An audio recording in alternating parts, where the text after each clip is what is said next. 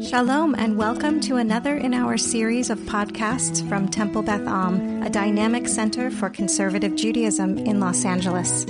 This is a recording of Rabbi Adam Kligfeld's weekly Rashi study class. If you haven't yet, I want to say this again, please join the WhatsApp group for Rashi. It's a much quicker way for me to give you updates than the email chain. And if you don't have the invitation for the WhatsApp chat, let me know and I will send it to you. But it's just a quicker way for me to update the class than finding the last time I sent the email out to everybody. And the reason why I'm doing it from here is that we have a full-day senior staff retreat today that we're doing up at the Skirball Center, and it started at 9:30. So I wanted to get as much of the class in as possible, so this was the best way to do it. I want to dedicate the study today to two of my teachers who passed away yesterday and today. I lost two really impact-rich teachers in my rabbinical school training, both of approximately the same generation, and they both passed away in the last 24 hours. And you are, in some ways an indirect recipient of some of their wisdom, particularly the one who I learned died second. The one who I learned died first was Rabbi Israel Frankis.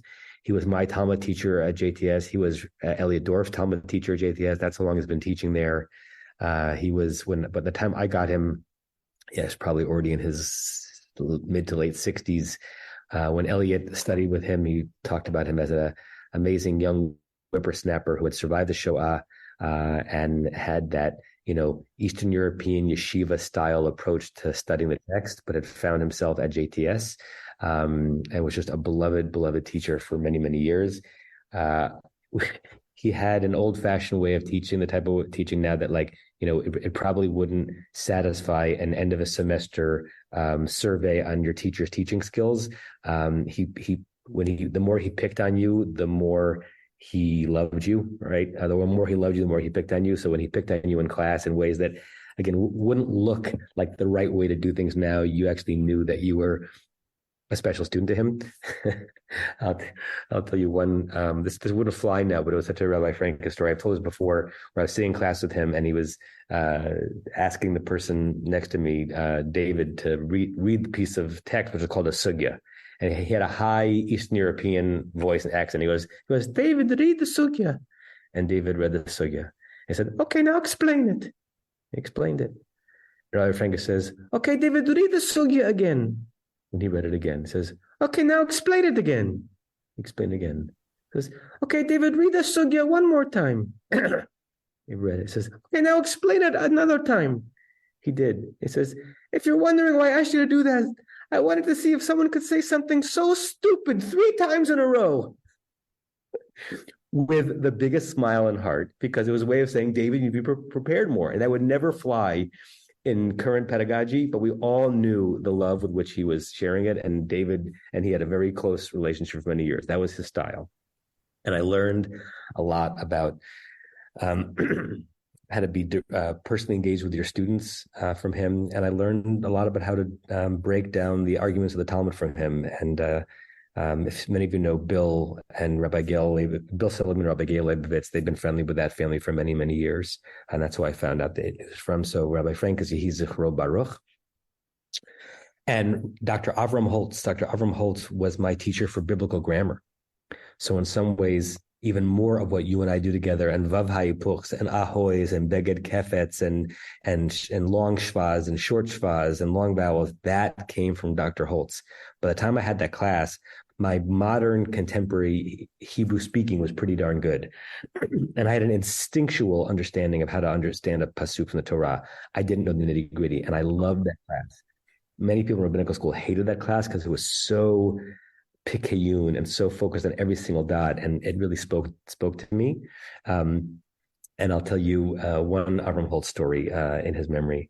So when we were learning the laws of Beged Kefet, right, the 6 letters that if they begin a word or a syllable, they get a dagesh. Why? So it's a kaf, not a chaf, and a bet, not a bet. And then Beged Kefet is impacted by ahoy, aleph, hey, vav, yud, which if it is ends a word before a Beged Kefet, then it takes out the dagesh of the next word, right? But only if the 2 words that we discussed before are what was called conjunctive trup, where the 2 words are connected to one another musically, not disconnected. And so So a common question on that is like why it's mi kamocha and mi chamocha, right? Because it shouldn't be the same. The idea is that the kaf of kamocha begins a word, but the two ways that mi chamocha and mi kamocha are written, one of them is in disjunctive trup, one of them is in conjunctive trup, which is why one of them is mi kamocha, one mi chamocha. I was learning this, and then and the fact that you start if the syllable before a beged kefet letter ends in a short vowel with a shva nach, a resting shva, then the letter of the beged kefet gets a dagesh. So I had the following question. I said in the v'ahavta, it's b'chol vavcha, b'chol nafshecha, b'chol medecha, b'shoch b'cha uvkumecha. Okay, I'm going to write it into the chat. So you have b'shoch b'cha, and I can't write it with notes in this with vowels. So the second bet of b'shoch b'cha is a b, and why? Because the vowel underneath the chaf is a shvanach, a resting shva. Why? Because the vowel under the shin is a kamatz katan, a short vowel. So it's b'shoch b'cha appropriately as we learned it. But think of Ahavat Olam Friday night. Ahavat Olam Beit Yisrael Chahavta Torah Mitzvot Chukim Mishpatim Otana. Okay, Bishoch Veinu Uvekumeinu. Same construct. Bishoch Veinu Uvekumeinu. I wrote that down. Bishoch Veinu. So it should be the same rules, that the vowel under the chaf of b'shoch veinu is a shva nach, a resting shva. Why? Because the vowel under the shin before it is a kamatz katan, which is a short vowel. So why is it b'shoch b'cha, hard ba, but b'shoch veinu, soft va? Should be the same exact rule. I thought of this, and I was walking through the halls of JTS one day. I remember exactly what floor I was on, and I saw Dr. Holtz. I said, Dr. Holtz, I've been thinking about this, and you taught me about the shvanan, the shvanach, and the beged kefet, and why is it that in the v'ahavta it's b'shoch b'cha, and in Abba Haolam it's b'shoch veinu? And this is what he did. He took off his glasses, and he goes like this, and he goes, oh, b'shoch b'cha, b'shoch veinu, yeah. And then he walked away. It was as if all he needed was someone to ask the question. He's like, I've taught them enough. If they're asking me that question, doesn't matter what the answer is. Oh, well, he was so delighted that I asked him that question, and it was a way of indicating just how much he loved his students and how much he loved this material, and that he had taught at least one class to such a level that someone could ask that question. And I never got an answer. He never told me what the answer was. So Yehi Zichram Baruch, two significant influences in my religious education, and having died within 24 hours. With that in mind, let's go study some text. We are on chapter 8 of the book of Shemot, having just finished verse 22, on which there was no Rashi. Sorry, we just finished the verse in 22 when we haven't yet read the Rashi. So let's read the verse again to get moving into what's going on, and then we'll see what Rashi has to say. Just spotlighting my video. Okay. Vayomer Moshe. Moses said back to Pharaoh, after Pharaoh had said in the previous verse, go and make an offering to your God in the land.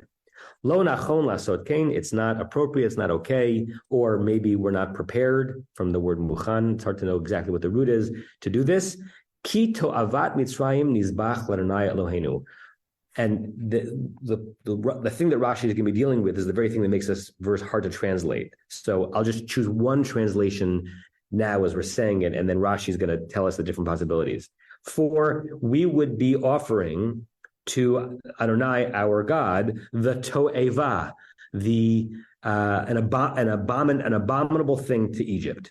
Or I'll hedge my bets, or it would be an abominable thing to Egypt for us to do the sacrifice. One of the two. Hein nizbach et to'avat Mitzrayim leinehem. Is it possible that we would slaughter something that's a to'eva to them, an abomination, or by slaughtering something that is not an abomination, but slaughtering something revered to them, that would be an abomination, leinehem, in front of their eyes, v'lo yiskolunu, and they will not stone us, right? So the two basic possibilities. Somehow the thing itself is an abomination, and therefore still slaughtering it in front of them would upset them. You could make the argument that if the thing's an abomination, that they wouldn't mind it being slaughtered, or slaughtering something that is revered by them, and then the act of the slaughtering is an abomination, all working on that word toeva. That's as far as we got, and Rashi's going to weigh in on this. Any comments or questions on the verse itself before we jump into the Rashi? Okay. Let's see. Joanna, do you want to read the Rashi on Toavat Mitzrayim? Toavat Mitzrayim, Yirat Mitzrayim, Tamo, I can't quite make out this word. Umalkom Toavat B'nei Ammon from Malachim. Ve'etel Yisrael Kore Ota Toeva. Pause there, and while you're doing that, I'm going to share the screen from the verse in the Book of Kings that has that verse that he quotes. Okay, go ahead. Okay.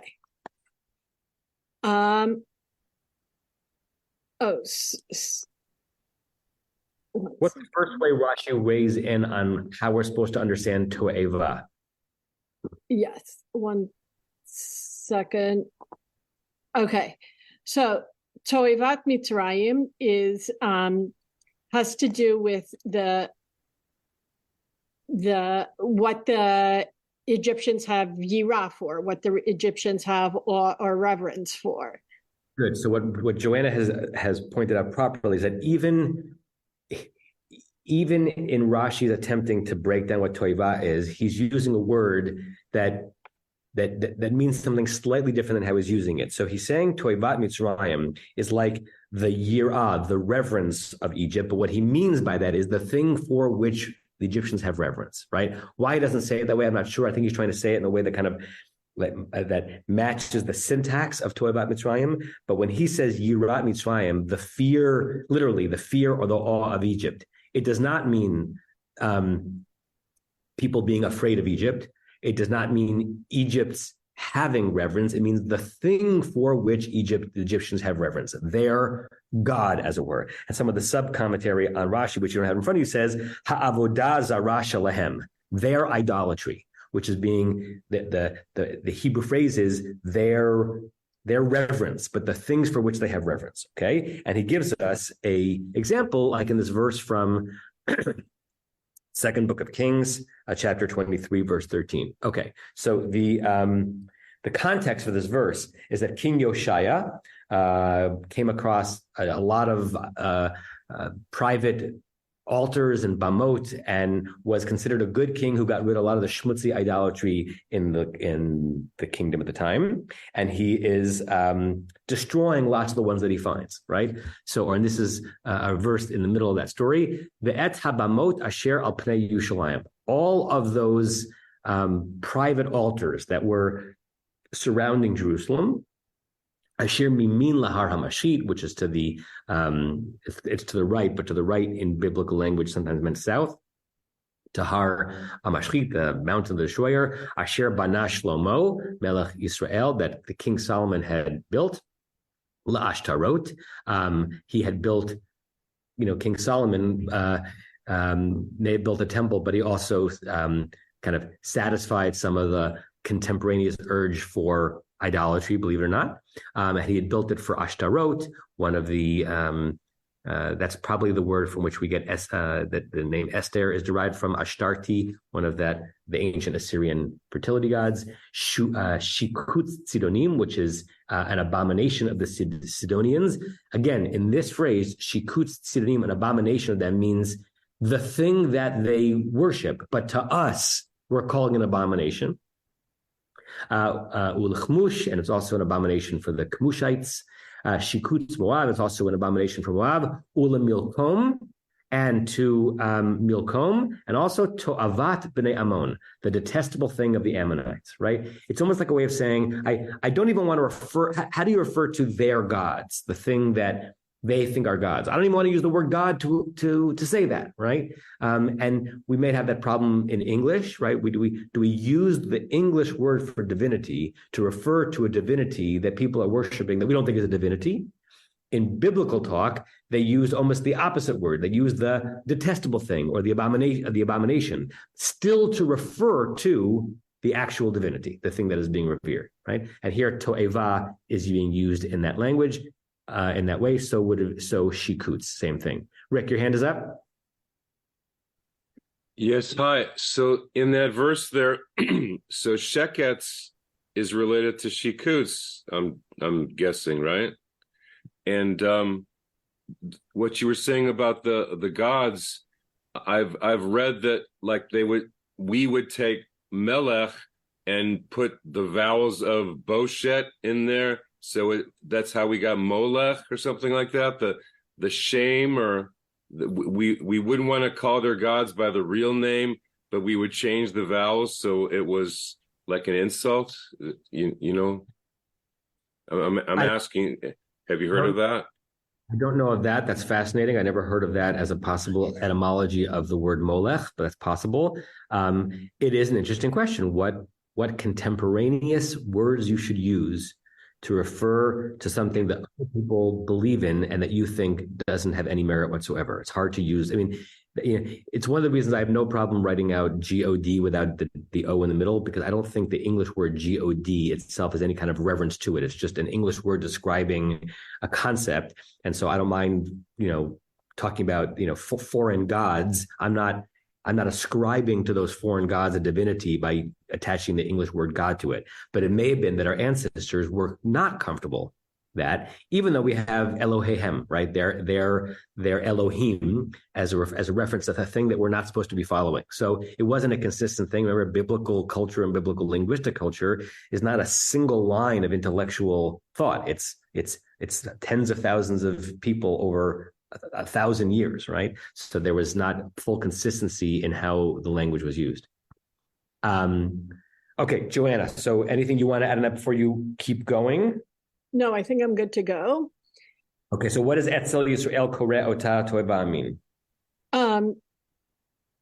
According to, or like by Yisrael, it would be called a toeva, something reprehensible or abominable. Right, something reprehensible, even though the thing that is being discussed is the thing that is reverent for the people connected to them. And I think what Rashi is saying here, I'm not certain, is that maybe verse 22 is Moses not addressing Pharaoh, but Moses addressing the people, right? And there are two ways of looking at it. So if you look back in verse 21, Pharaoh says to Moses, to Aaron, go and offer the sacrifice to your God.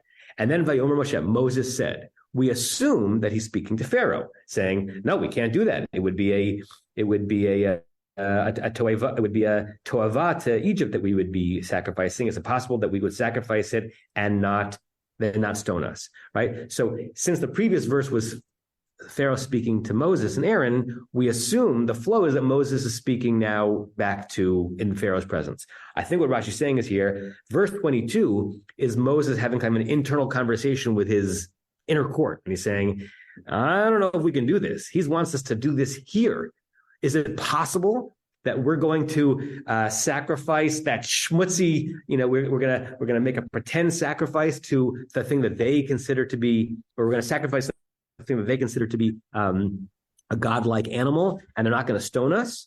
But that he would not necessarily have used that language in front of Pharaoh, right? In front of Pharaoh, he would have referred to the word that they used to describe that divinity. He would not have used a detestable word to describe their divinity in his presence, maybe. Rashi's saying maybe because we have a Devar Acher coming up. Norm? It seems to me that it has to be Moshe speaking to Pharaoh, because it says, and he said, and he speaks for 2 verses, and then we get a response from Pharaoh. So it doesn't seem consistent to me that he might be simply having an aside with Aaron or somebody else. I think he's still in the presence of Pharaoh, speaking to Pharaoh, being reasonably frank about the fact that they can't do this sacrifice where they are in the midst of the Egyptians. They got to go someplace where they'll be able to do their sacrifices without offending the Egyptians. Yeah.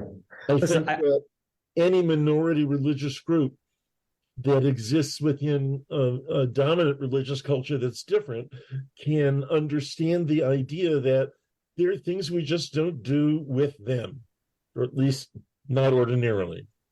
I think that's the simplest way indeed to understand the flow. And it bothers Rashi a bit that Moshe would have used that vocabulary word to basically insult Pharaoh's God in front of Pharaoh. Right? That's the problem. The problem that makes sense in terms of the flow of the story, but then why would the word to'eva have been used?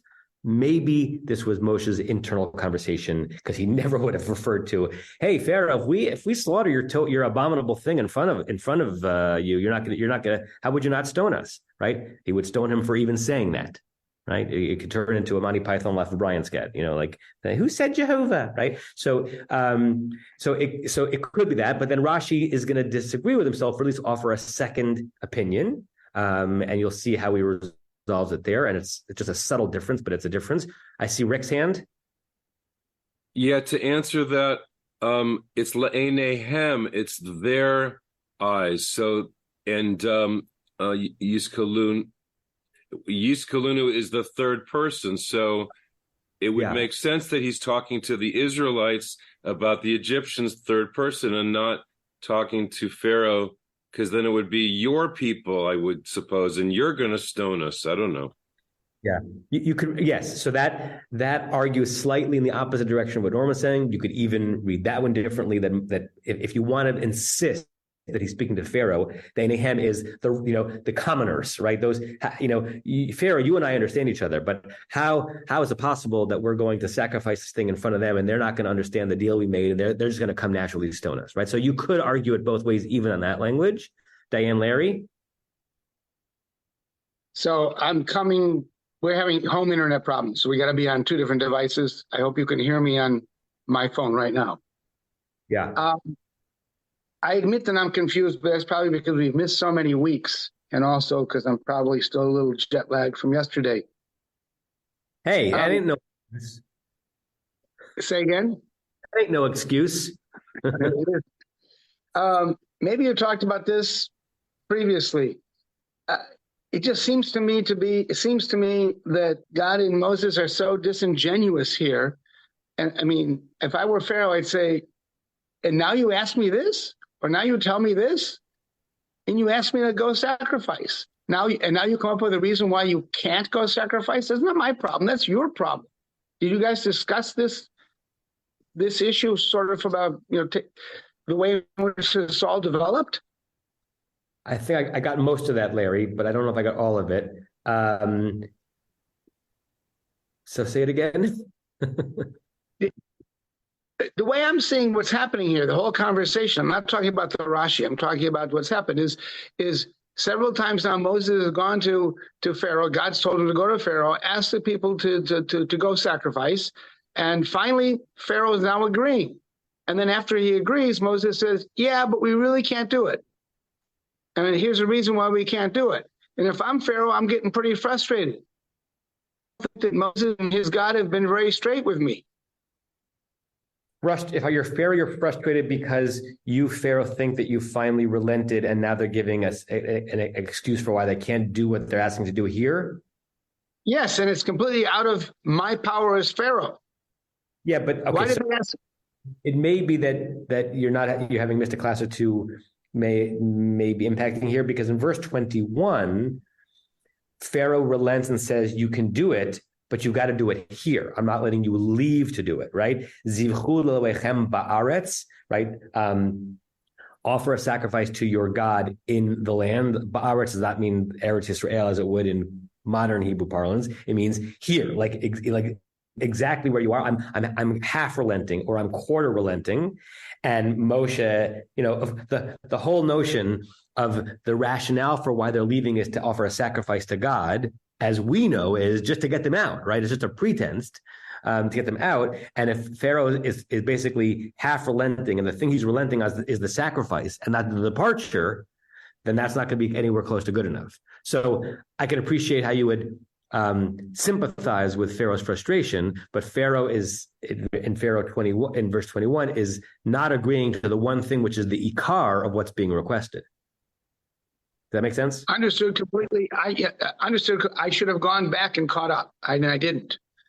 Okay, it's okay. Okay, so let's get to the davar acher. In this case, the language he uses va'od yesh lomar.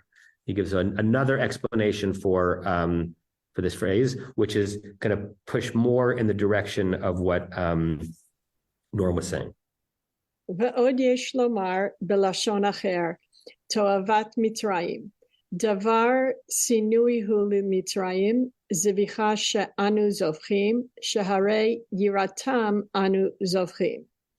So another way of looking at this in different words is to understand toavat mitzrayim, this reprehensible thing of or to mitzrayim, is it would be a hateful thing to mitzrayim for the sacrifice that we are sacrificing.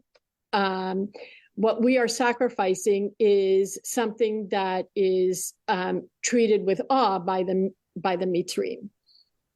Right, and so how could this be something that, according to Rashi, Moshe could say in front of Pharaoh without insulting Pharaoh?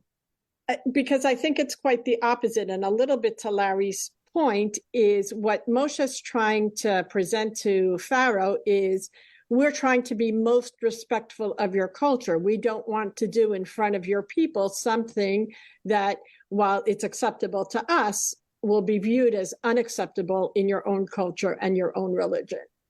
Precisely, right? So in the second reading, Rashi is saying the word to'eva doesn't refer to the thing that is revered that we're sacrificing. It refers to our having the chutzpah to sacrifice something that you revere, right? And that Moshe could say in front of Pharaoh politely, Pharaoh, we both know it would be a to'eva to you for us to sacrifice this. So we're not going to do this in front of you. That would be insulting to you, right? So, and we've talked about this a lot. That in the in a possessive phrase can mean lots of things, right? Egypt's to'eva could mean, right, the thing that Egypt considers a to'eva, or the thing that Egypt has done, which is a to'eva, or the first one that was even farther away from what we normally think, right?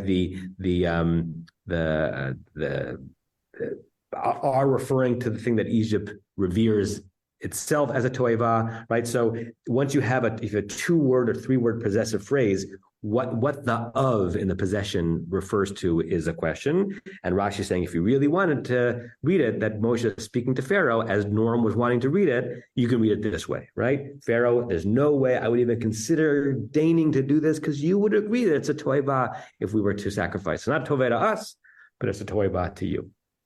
Okay, good. Anything else in that verse? Okay.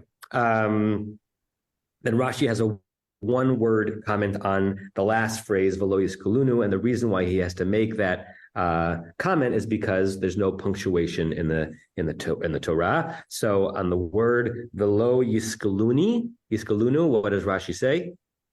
Bitmi'ah. Right. What does bitmi'ah mean? With like astonishment or amazement. Right. It's basically Rashi's way of saying it's an interrogative, right? It's a question mark, right? Don't read it flatly that Moses is saying we will offer a to'eva, we will sacrifice that which is to'eva to the Egyptians' eyes, and they will not stone us. It's not a period. And they won't stone us. Right? How could it possibly be? But there's no question mark in the Torah. So unless you think, reader, that there's a way to understand it plainly, no, it's only with a question mark interrogative at the end. Not only a question mark, but I think this is Rashi's way of saying a rhetorical question. Good. Yes, thank you. That's sharper, right? It's not just a question mark, but it's a rhetorical question mark. Correct. Good. All right. Then we've got 2 more verses. Rashi is quiet on the next 2 verses, but what I'd like to do in this situation is I find at least one comment on each verse so that we can show that we went from pshat to a little bit of drash on each one. So let's switch the reader, and then I will pull up a different commentary on each one. Barry, do you want to read verse 23? Derech shloshet yomim nilech b'midbar v'zavachnu l'Adonai Eloheinu kasher yamar alein. So we must make a 3-day trip into the wilderness and sacrifice to Adonai our God in the manner that he will tell us. Okay, good. And going back on the previous verse, right, let's agree that whomever Moses is probably speaking to in verse 22, he's also speaking to in verse 23, right? So, and the options were he's having a side conversation with his own advisors, or he's speaking to Pharaoh. The most common way of understanding the flow of the story, aside from the question that Rashi asked in the previous verse, that he's speaking to Pharaoh. So let's go with that, right? So he goes with that. He says to Pharaoh, right, since we can't do it in front of you and have you not stone us, we need to go for 3 days in the desert, and there we will sacrifice to Adonai our God. Just as God, the subject of Yomar is God, just as God had said to us, just as God has required of us. Okay. Why 3 days? Why 3 days? Okay, so that's one question you can ask on the verse, right? What's the significance of the 3 days? Let's pause and see any other questions or comments on the verse that you can imagine Rashi asked, but he didn't, because Rashi says nothing on this verse, or anything that you would ask about the verse that doesn't make sense. Floor is open. Yes, Joanna? So the 3 days journey, is that saying that we need to go a distance? Like, in order to be respectful to you, we need to be at least a distance of 3 days away? Or is it we need to be away for a total of 3 days? Because in that we need to be a distance of 3 days away, I wonder if it could possibly be read as Moshe plotting the final escape, right? Like, if we're 3 days away from there, we can keep moving further away, and not saying necessarily, and we'll be back in 3 days. It's a great question. I'm laughing because, in certain groups of friends, certain movies and there are lines like substitute for dialogue between people because you're just constantly quoting verses from movies, right? So in one of my groups of friends, this is going to sound so silly, but there's remember the Lethal Weapon movies in the 80s and early 90s with Mel Gibson and Danny Glover, and there's one scene where they're debating whether or not they have to, there's a bomb that might go off, and they have a quick second after they release, and they say, okay, we're going to go on the 3. And then right before they do it, they say, are we going on the 3 or the 3 and? Is it 1, 2, 3 or 1, 2, 3, go? And it's a matter of microseconds, and they're debating, does the going on the 3 mean going on the 3 and, right? And my friends and I talk about it all the time. So you're asking is the 3 days 3 days from the time we leave to the time we come back? Are we going out for 3 days, spending a day sacrificing, going back? How long is this journey? And is it possible that Moshe is speaking, that Moshe is intending for Pharaoh to hear total 3 days, and what Moshe intends is we're going to go out a 3 days distance, and by the time we're that far, we'll never come back, right? So I wonder if that playfulness is implied because it doesn't say explicitly how long we're supposed to track all that. Good. Rick, was your hand up? Yeah, I was debating whether to say anything, but yeah. So I wanted to point out the trope, of course, the yativ on derech. It really highlights that word, which just means road, right? So yes, I agree with Joanne. He's planning the escape, and part of it is letting Pharaoh think that they're going to go along the road, along the coast. But no, we're not going to go there because that's where all the fortifications are. We're going to go south to get away. But it's interesting to me that the subject of that verse is 4 words into it, because the emphasis is on the way out instead of we are leaving. The nelech comes afterward. That's unusual in a sentence. You usually have the verb and then the subject, right? So, well, usual in usual in biblical Hebrew, or usual the way we speak? biblical Hebrew, usually, Vayomer Moshe, you have the verb and then you have the subject. So here you got Derech Shloshet Yamim, and then you have the subject. So that's kind of unusual from what I've read. The word Nelech has the verb and the subject in it, because the subject of the verb Nelech is the we. Yes.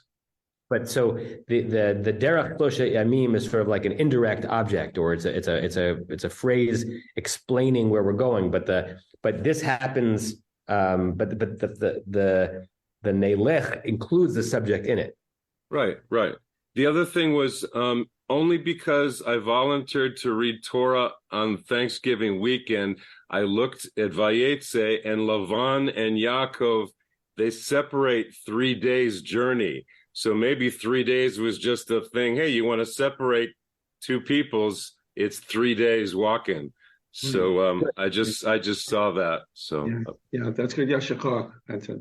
A couple of things to say on that, right? So one, as you said, are we supposed to understand 3 days as being precise, or is this like the Bible has symbolic numbers, right, referring to amounts of people and sometimes amounts of time, and maybe this is just a way of saying, a good amount of time as opposed to the precision of 3. What I also like that you pointed out, Rick, is the word derech itself is a weird word, because derech means road, but it's not used to mean road here. It's used to mean a road that will take a certain amount of time to traverse, right?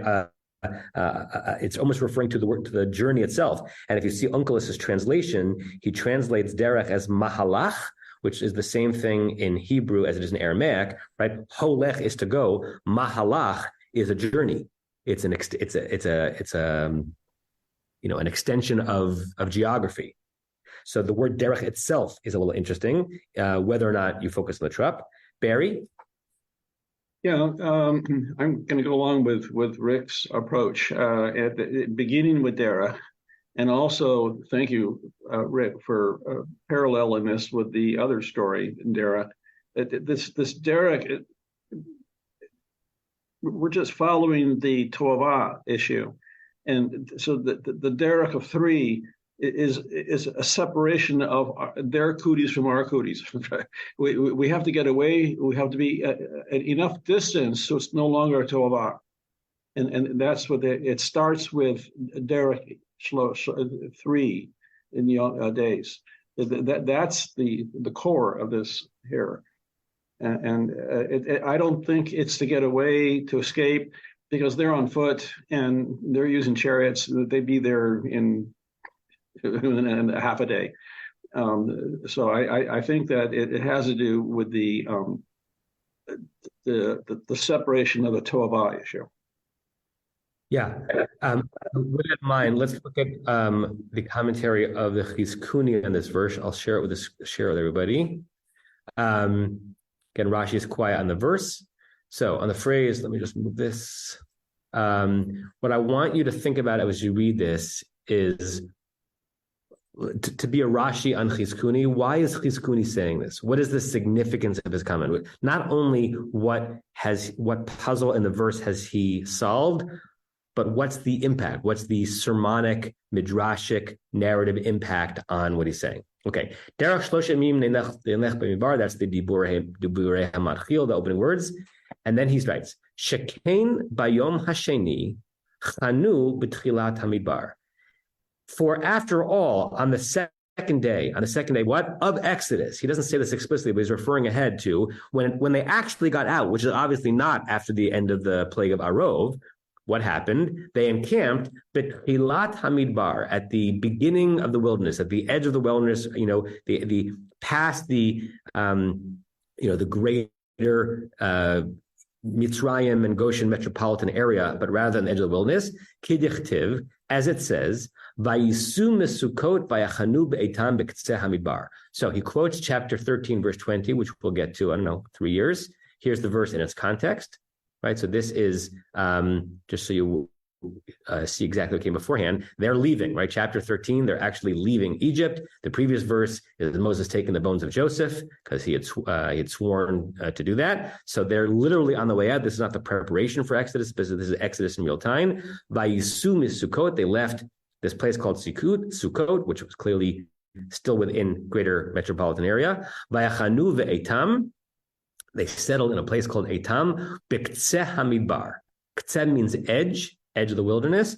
And Rashi, on our verse, says, what does B'ktzeh hamidbar mean? Perush b'tchilat hamidbar, at the beginning of the desert. Okay. If you look at the English kind of gives it away a bit, so I'm going to kind of get rid of it, because the English, this online English translation of Chizkuni is sort of like a translation and a paraphrasing, and kind of gives some of it away. What question is Chizkuni answering the verse? What's his answer? Why does he say it? What's significant here? Why does he throw us ahead to Exodus night when what we're talking about is what Moses said either to Pharaoh or his own people, just in response to one miniature moment within the pre-Exodus story? They'll figure out the days and where they're going to be. Those 3 days, it's hard, is it like you guys were saying before, is it 3 days from a certain point, or is it their midpoint? Okay, and it still raises the question as to why he's mapping this particular verse onto what actually ends up taking place 5 chapters later. I see Larry's hand. Sorry. Either this was a dry run for that, or perhaps even, well, if Pharaoh had given in at this point, we wouldn't have had the rest of the plagues, and this would have been the takeoff. And he would have gone back to the people and said, quick, make haste, and pack and go. That's interesting. I never thought of it that way, saying that what Chizkuni is saying is that had Pharaoh relented, all the misery could have ended here, because in the end, that's actually what they ended up doing, right? Okay, possible. Did I understand you correctly? Larry, did I understand you correctly? Yeah, you did. I was offering 2 explanations. The first being it was a dry run. They would do this and then go back and say, yeah, that works. Or alternatively, it was really the intention to, as you understood from me, this is the intention for the getaway right away. And then we and Pharaoh and the Egyptians would have avoided all the misery. Got it. Okay. Stevie and then Barry.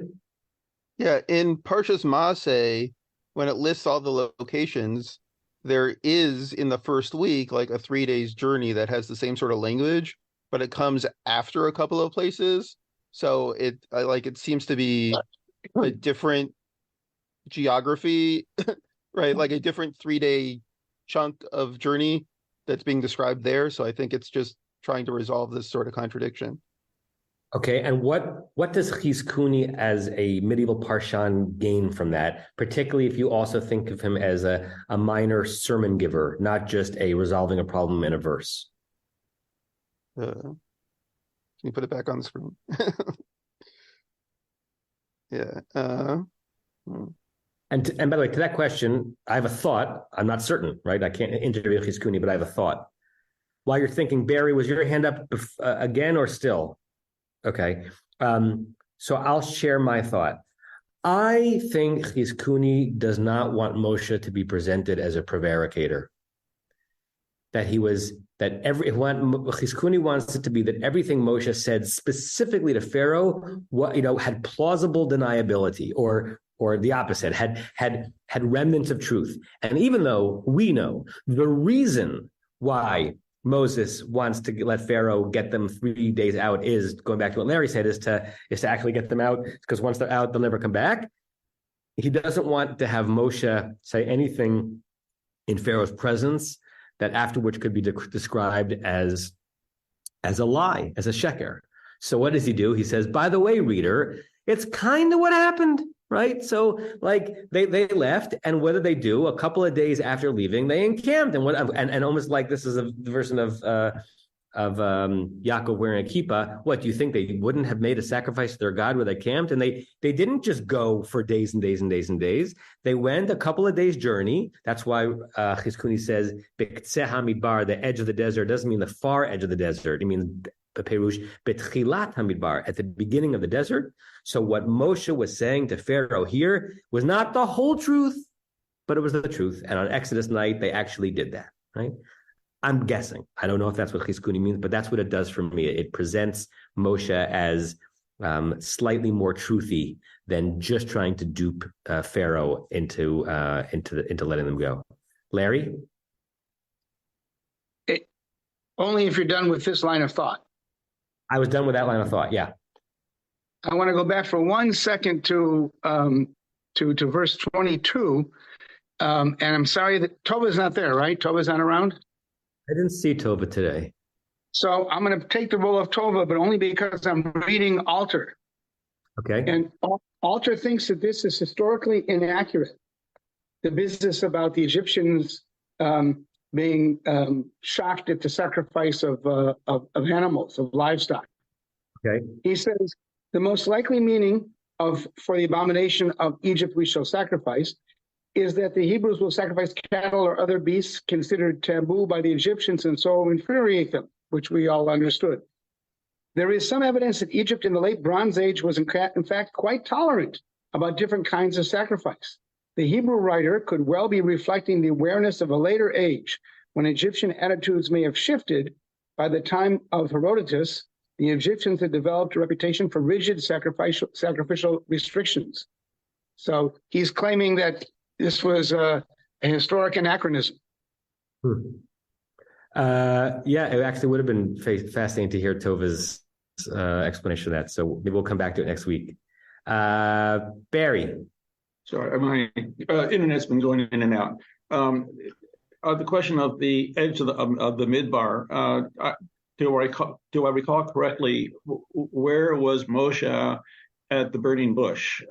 He was sending his sheep, his father-in-law's sheep, at the edge of almost to the midbar. Something about being on the edge of the midbar, and we all in our lives have experienced something of the nature where we're at the edge of the known, the edge to the unknown. At that edge is where the sensitivity to the God experience exists. Nice, thank you, Barry. Yeah, liminal places on the planet for liminal moments between kind of a normal reality and a transcendent, divine-infused reality. Great. Yeah, not necessarily geographical on a map, but experiential. Well, what I think you're saying is that sometimes when you're in that liminal space geographically on a map, it opens you up to, like if you're at the edge of the wilderness, if you're where civilization begins and non-civilization ends, right? That there's something about that can open up a deep spiritual well. It's not a guarantee, but it's a possibility. And I think that's what this 3-day is a distance by foot to get to that point, a distance that foot that Moshe with his sheep got to. Yeah. Rick? Yeah, I looked because of Barry back to chapter 3, verse 1, and Moses and the sheep. It's Achar Hamidbar there. So if you're on the other side of the wilderness, if you're on the Midian side, I guess it's called Achar Hamidbar. Vayinhag et hatzon Achar Hamidbar. Right. I remember our conversations then. Did it mean on the other side? Did it mean there were several possibilities for what achar could mean there, and it's not 100% precise. Yeah. Let's look at the next verse. I'm going to end this about 2 minutes early because I have the staff coming into this room exactly at 9:30 to start our retreat. But let's look at the next verse, which Rashi also is quiet on. I'm going to read this one just for the interest of time. Verse 24.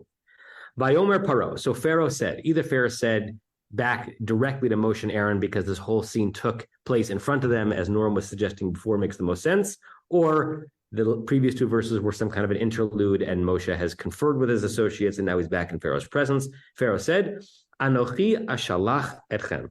I'm going to dispatch you. I'm going to send you. Uzvachtem l'Adonai Elohechem, and you will make a sacrifice to Adonai your God.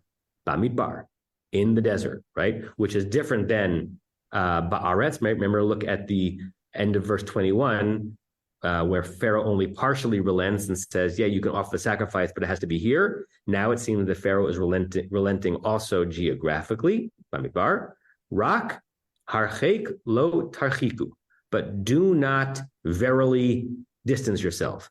which I think we're supposed to read as a direct response to the 3 days, meaning you can go the shortest place out to where you can consider yourself to be Bamidbar. Is this Pharaoh agreeing with Moshe's line of argumentation? If Moshe indeed said this in front of Pharaoh, that, you know what, you're right, it's probably not safe for you to do this here. So you can go out so that you don't get stoned by sacrificing something we don't want you to stone. Just please don't go too far, maybe.